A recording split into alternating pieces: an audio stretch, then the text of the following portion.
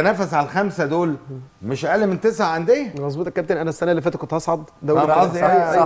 فمش هيقدر يوزن الامور، يعني ده انت ممكن ماتش تخلص تنزل تحت. ما انا قلت لحضرتك انا قلقان ان من 5 رقم كبير. انا قلت لحضرتك انا قلقان من ماتش ان انا هقعده باي، ممكن بدل من الاول انزل خامس. يعني فتخيل بقى اللي هيهبط، تخيل هيفولت ماتش ولا يفلت. لا ما اعتقادي الشخصي هتبقى صعبه يعني. اعتقادي الشخصي هتبقى صعبه جدا. احنا معانا تقرير تاني صح عن سوهاج، نشوف بقى اخواننا في الصعيد اخبارهم ايه. الصعايده حبايبي، والنهارده النصر التعدين نقطه واسوان هزم.